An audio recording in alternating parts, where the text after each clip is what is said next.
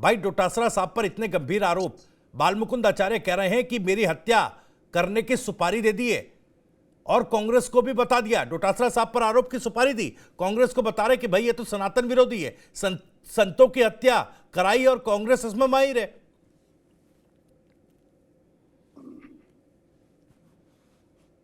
प्रायोजक हैं cancer healer centre, a new beginning. Vivek ji, मेरी आवाज सुन पा रहे हैं सर आप? जी जी बोलिए सर।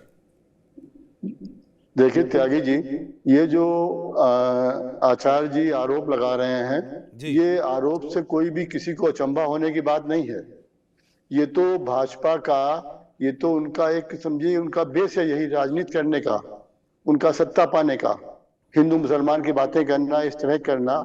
आप एक सबसे बड़ी बात देखिए कि उनकी सरकार है और डबल इंजन की सरकार है। अगर किसी ने कोई साजिश किया है, षड्यंत्र किया है, तो सारी एजेंसियां उनके पास हैं, वो जांच करा सकते हैं। लेकिन ऐसा कुछ है नहीं, चूंकि उनको राजनीतिक लाभ लेना इनका है, जैसे कि उनका हाईकमान करता है, उसी के पद चिन्हों पर चल रहा है और उसका उनको रिवॉर्ड मिलेगा।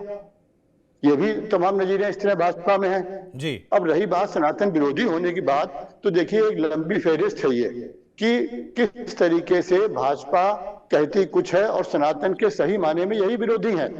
ये सनातन की आड़ लेके केवल इनका एकमात्र उद्देश्य है सत्ता हासिल करना, उसके अलावा कोई बात नहीं।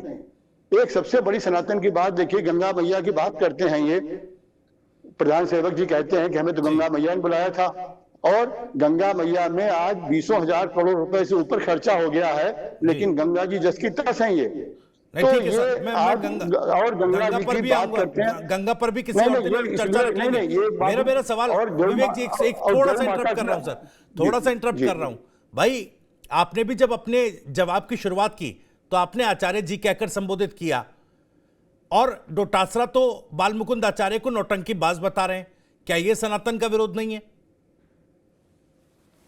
देखिए त्यागी जी, अगर ये उन्होंने नौटंकीबाज कहा है तो उसका परिप्रेक्ष्य देखिए। आज जनता ने उनको चुन के भेजा है, जनता की समस्याओं को दूर करने के लिए, जो उनके जनता के विधानसभा क्षेत्र के हैं, ज्वलंत मुद्दे उठाने के लिए प्रदेश के या अपने विधानसभा क्षेत्र के, आज वो उन चीजों को छोड़ के इन बातों को कर रहे हैं। उन पे एक बड़ा दायित्व है, वो एक निर्वाचित प्रतिनिधि हैं और सत्ता दल के हैं। तो आज इस तरह की बात अगर वो कह रहे हैं तो इसलिए मैं नहीं समझता हूं कि नौटंकीबाज कहना कोई उनका शब्द ये कहीं से गलत था।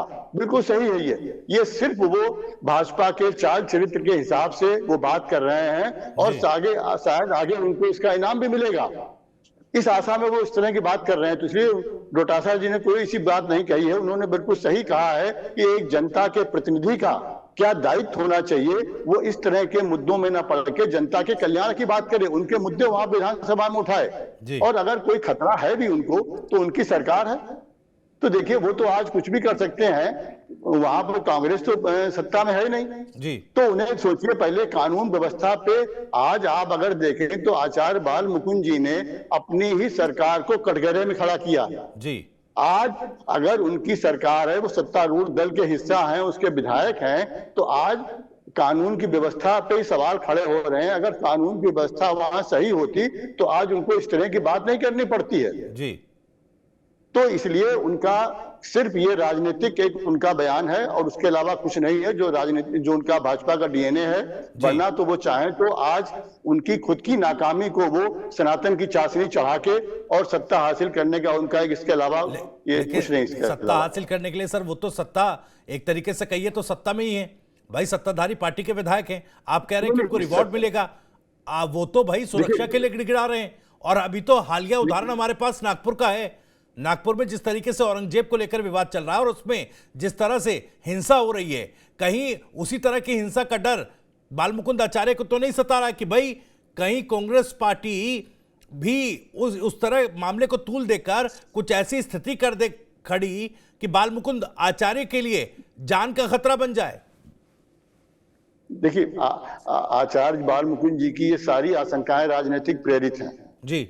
आज उनके पास उनकी सरकार है, अगर कोई भी व्यक्ति, ये गोविंद सिंह जी की बात नहीं है, प्रदेश अध्यक्ष की कांग्रेस के, अगर कोई भी आदमी एक निर्वाचित जनप्रतिनिधि को और वो भी सत्तारूढ़ दल के या न सत्तारूढ़ दल का हो, किसी विधायक को इस तरह की धमकी अगर दे रहा है तो उसके लिए कानूनी कार्रवाई उन्हें करनी चाहिए। उनकी सरकार है, उनको उसके लिए फौरन करें, वो क्यों नहीं करते हैं जी। वो सिर्फ इसीलिए ये ड्रामा कर रहे हैं। नौटंकी बात सब उनका बिल्कुल सही था।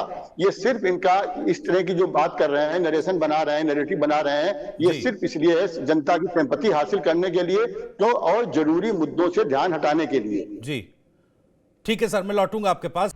प्रायोजक हैं cancer healer centre, a new beginning.